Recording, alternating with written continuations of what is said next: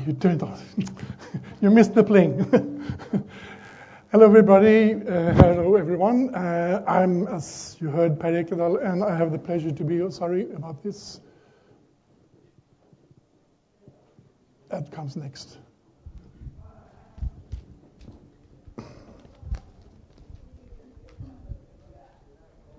Okay. I am the president of Jeunesses International, and I guess it's in this capacity I've been invited here, and I'm very grateful. I'm very happy about this. Among all these distinguished lecturers with incredible CVs, I will talk a little bit about this organization, because even if it's the biggest network for youth and music in the world, it's sometimes considered weak, sometimes considered as a very well kept secret. It started already in 1940, and I mentioned this with a special point, because if you look at Belgium, if you look at 1940, you know the political situation at that time. It was during the occupation, and it was at that time they wanted to create an alternative to the Hitlerjugend that was imposed to Belgium and France and the occupied countries. So instead of Jeunesse Hitlérienne, it was Jeunesse Musicale. That's where it started. So it's good to have this in mind as a growing place for this organization. It had a kickstart. It went very well very early. And in 1945, it became an international organization. And the head office is still in Brussels. The Belgians are very happy about hosting this organization. And we now consider it the biggest network of its kind. We have at present exactly, I think, 70 national and associated member sections all across the globe. Outreach is difficult to say exactly, but somewhere around 5 million people is already every year touched by the 35,000 activities that we claim that we have in the network. Let's just see the mapping of the countries. It's very well established in Europe. It started in Europe. And the red stars are the national members, and the yellow dots are the associated members.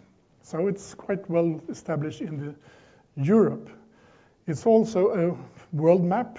It's not as impressive, but it exists here and there, if not everywhere.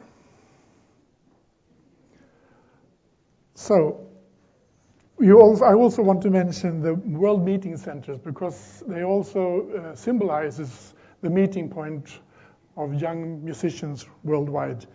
And one is actually here in Germany, in South Germany, Weikersheim. It's a beautiful city. It's run by the Jeunesse Musicale Germany.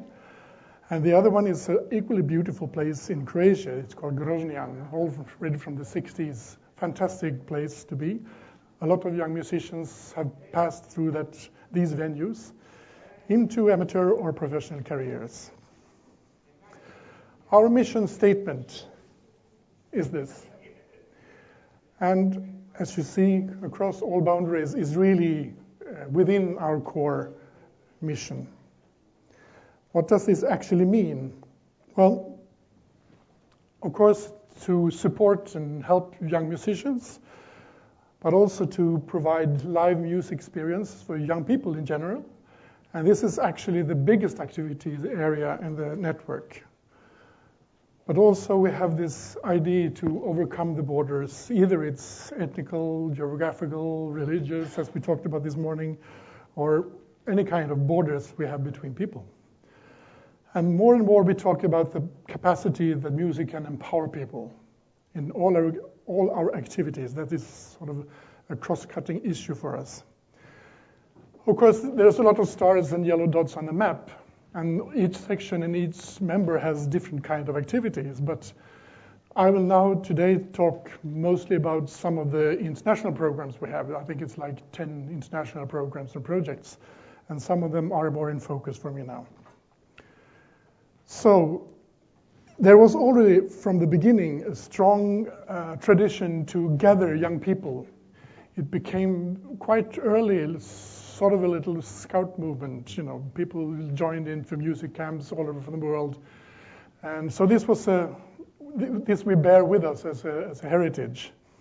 So in 1970, this happened, which was sort of the first big manifestation of international collaboration, and that was the Jeunesses Musical World Orchestra.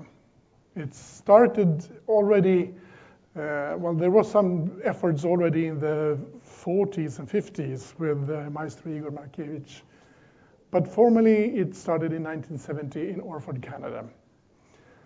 A lot of musicians, of course, got appointed UNESCO Artists for Peace in '86, and a lot of distinguished maestros have conducted a lot of skillful musicians during the years.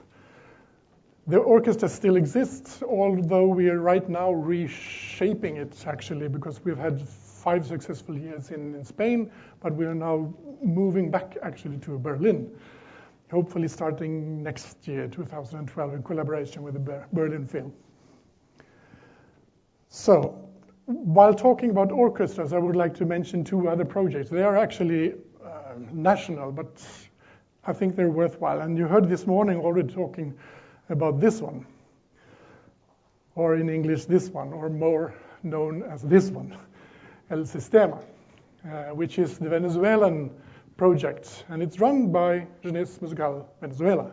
So this is one of our proud members that is doing a marvelous work, as you might know. But I also would like to mention another, because both these ones are interesting. Another one is our members in South Africa.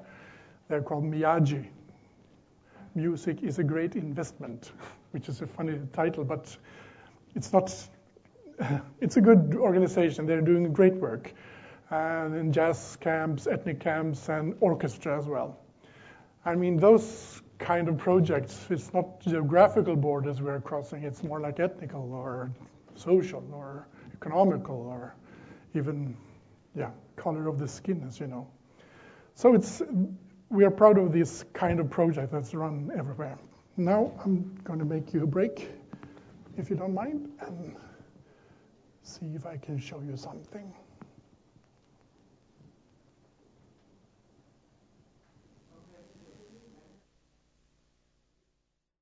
My name's Lydia Ndapewa Nahenda Awala. I'm a science graduate all the way from Namibia, and I have a heartbeat for medicine. But after 4 weeks with this wonderful choir, I have a new heartbeat, and that's music.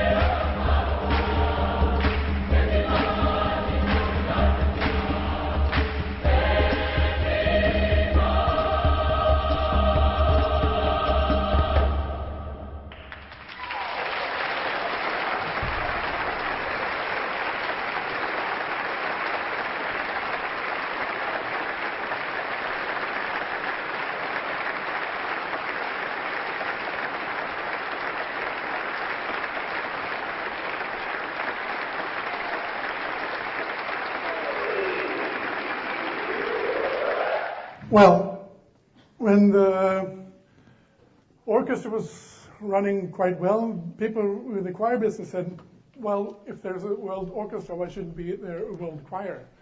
And after some years, it was established in 1989, accidentally in Sweden, my country, and I'm very happy for that. It's a great success story. It has 2 sessions every year, one big choir, one smaller choir, and each year around 35 different countries of the world is represented in the choir. And they tour worldwide, quite extensively actually. It's run not only by Jeunesses, I must point out, because there are 3 patron organizations. It's JMI, the International Federation for Choral Music, and the Europa Cantat, which is the European youth choir organization. So we share this equally. It tours a lot, and this is a little bit of the touring that has been done. You see quite extensively, which we are quite proud of, actually. It's an interesting project. Now it sort of generates itself. People from all over the world, they apply for this, and it becomes a very nice choir. And I think in the film you saw, it was a Venezuelan conductor, Ekedahl, and it was filmed in Switzerland, I think. So it's just, that fact is really interesting, you know. It's already cross each other. I would also like to mention the possibilities you have of making bridges across countries and cultures through the Young Audiences project. I mean, that's the concerts for young children. It's run very much in many countries. As I said, it's the biggest activity area. And more we see these international productions with music from other countries touring. It's also worth respect. And the outreach of the concerts is like this in the network. And we don't do so much internationally with JMI, but we actually will try to promote the project through a competition of the best performance, the best production for young audiences.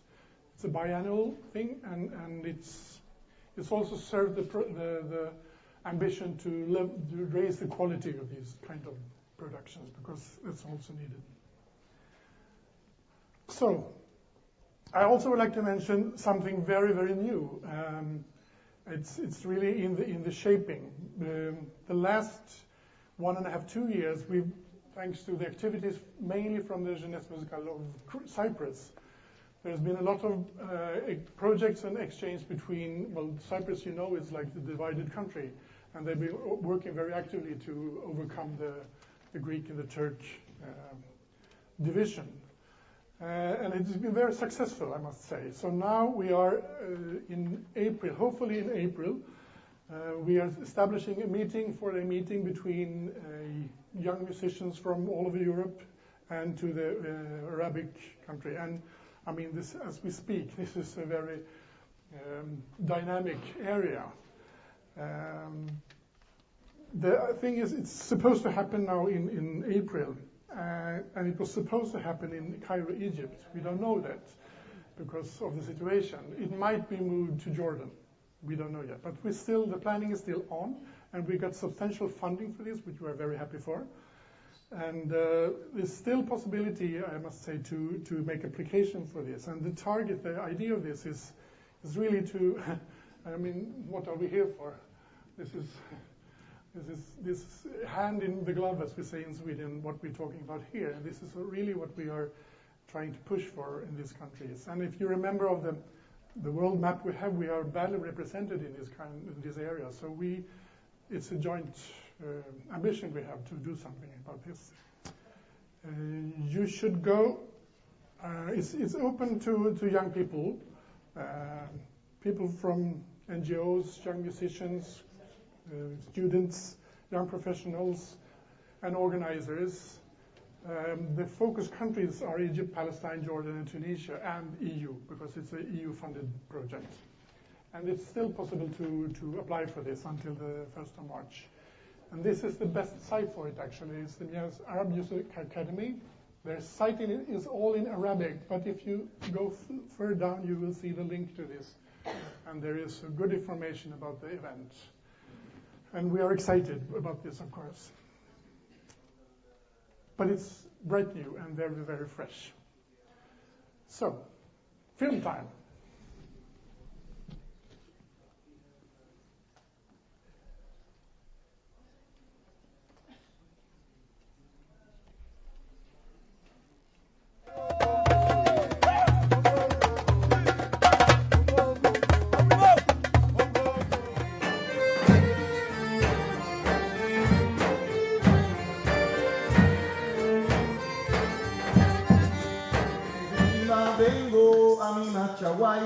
Desde Lima vengo a mi Machaguay a bailar el mambo con mi cholitay. A bailar el mambo con mi cholitay.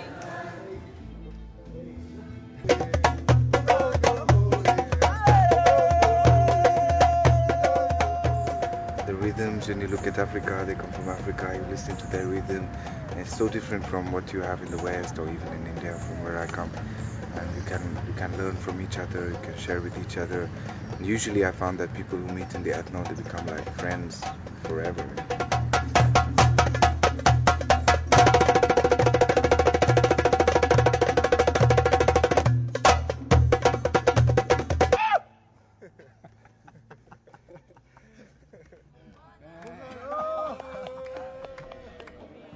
Can we try only the bridge? So the bridge is this. Only kick. The guitar take it again.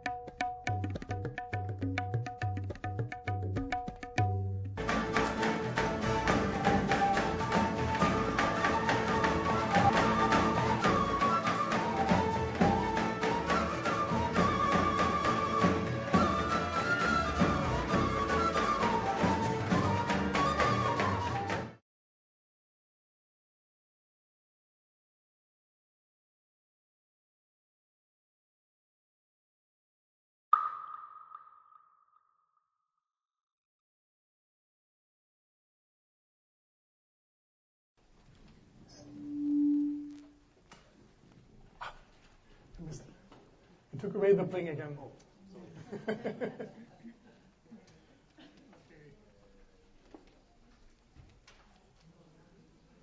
Okay, this was actually what I was planning to talk about.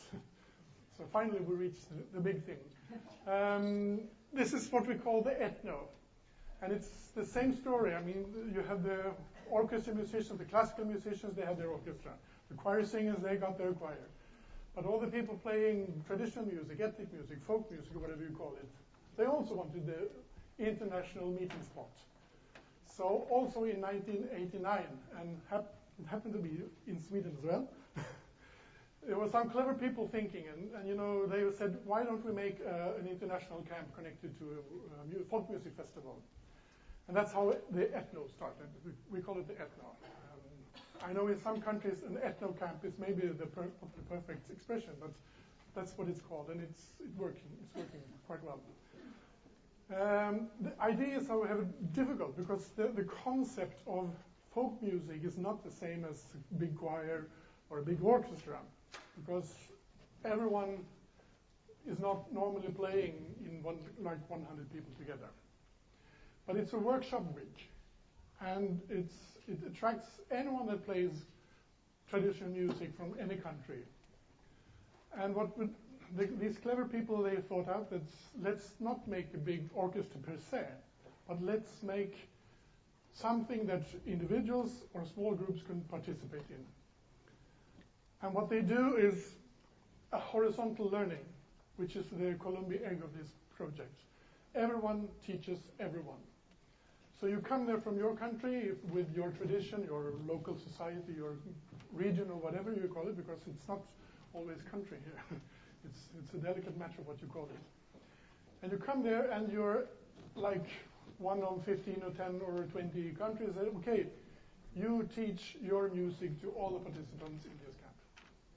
And all the other groups from the other, or musicians, they teach each other. So it's a horizontal learning. Everyone is, in that sense, equal.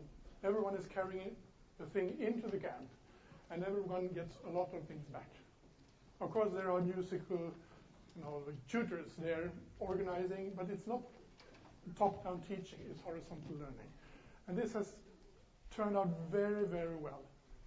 So, and it's, as a teacher, I'm fascinated by this teaching situation and what happens. Because when you come there, you're asked kindly, okay, you come from Macedonia. Would you think of teaching a tune from your country to the rest participants? Then you're confronting, as a musician, with the true didactic questions.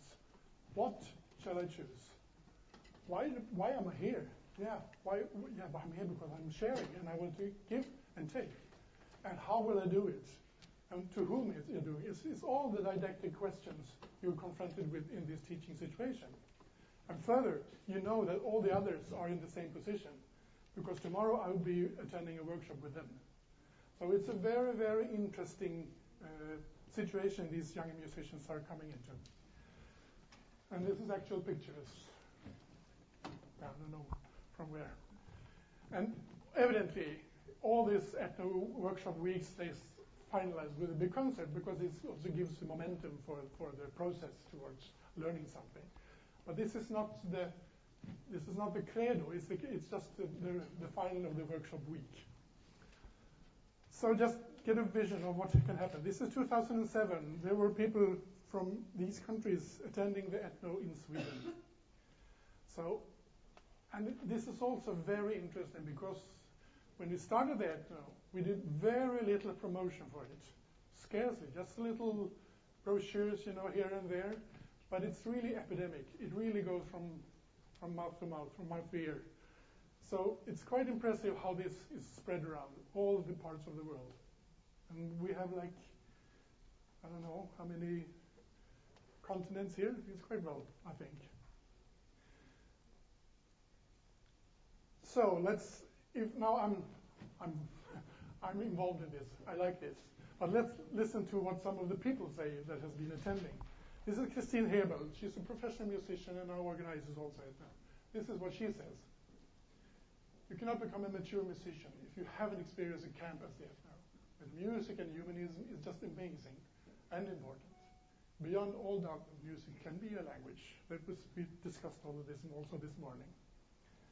I have some more witnesses.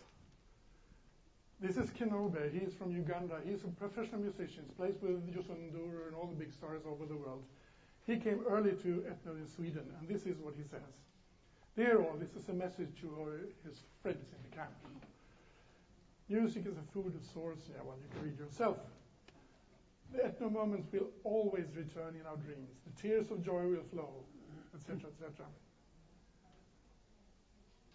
These are strong witnesses, these are strong statements from people participating. I also have one from my story of my own. I will tell this one.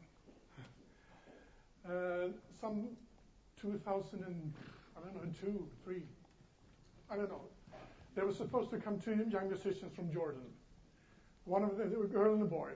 The girl didn't have her passport in order, so she didn't get a visa. So only the boy came. My mom is there. And the idea was the girl, she knew English. He didn't. He was just an extremely good musician playing the oud. He plays like this. There's no wrong with the picture. And he came to the camp, and there he was supposed to teach a tune to the camp. There were like 85 people from all over the world. And it was such a difficult tune. And after like 20 minutes, 30 minutes, they gave up. So one of the leaders, I will quote him later, sat down with him, recorded and learned the tune, and then assisted him the day after. And the day after, they all succeeded to learn the tune. And after the week, they played, you can imagine, 85 musicians from all over the world with this guy. He was only not even 15 at that year, sitting in his traditional, starting the tune, and people from all over the world playing his tune. And every year they select, the best tune of the camp, and his tune was selected. He came back like every year, several years after, and that's it. And he became like a prophet of the ethno. I would like you to read this one because it's really strong. This is the leader from that time, in 1997. You can see? I give you 1 minute to read it because it's interesting.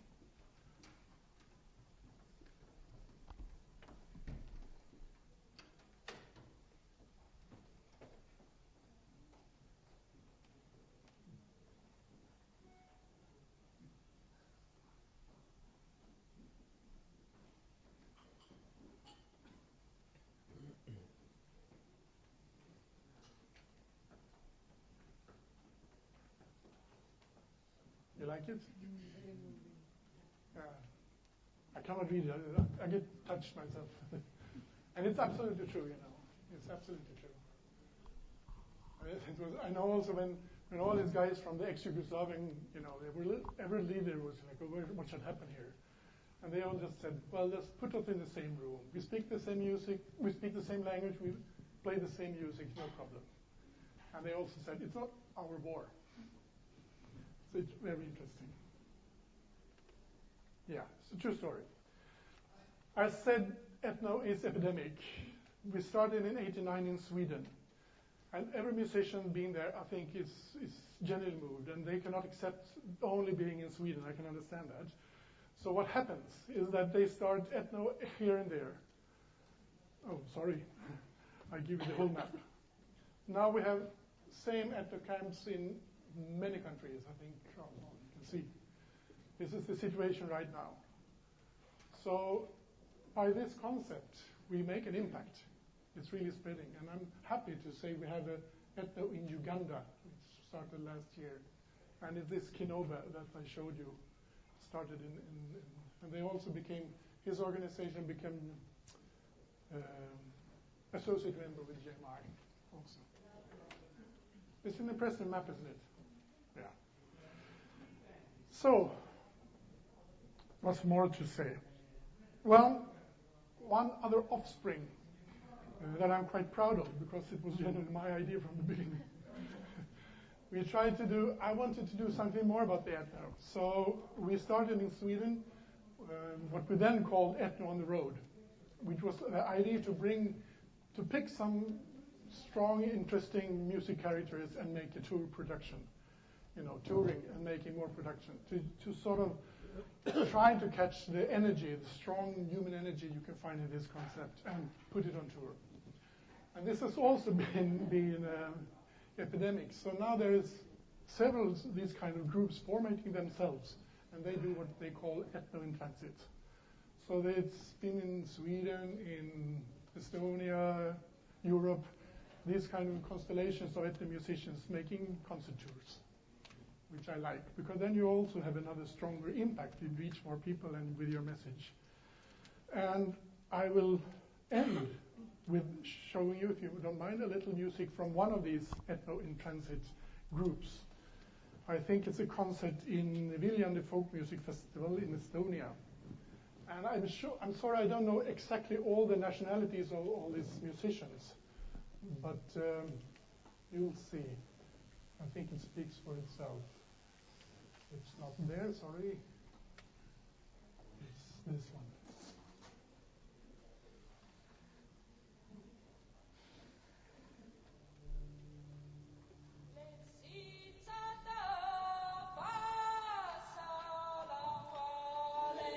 Sorry, I'll just say, I think we have musicians here from Chile. The guy with the long hair is from Chile. I know there's from Sweden, Estonia, somewhere in the Switzerland or some Alp country. You will understand why I say that. And they play music in whole with a mixture from music from different cultures and different countries joined together. Now you understand a little more what will happen, I think. Turn off the lights.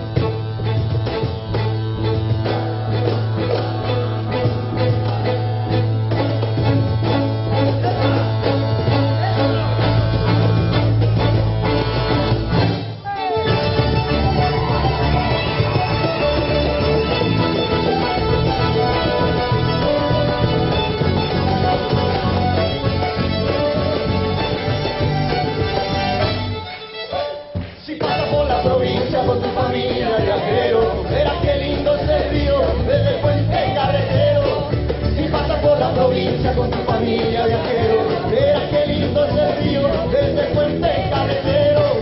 Si pasas por la provincia con tu familia, viajero, verás qué lindo es el río. Desde puente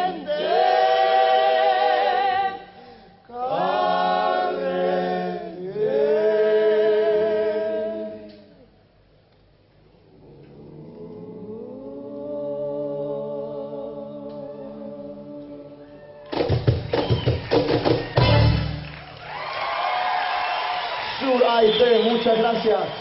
Sur Aite, muchas gracias. Etno Intransidopa.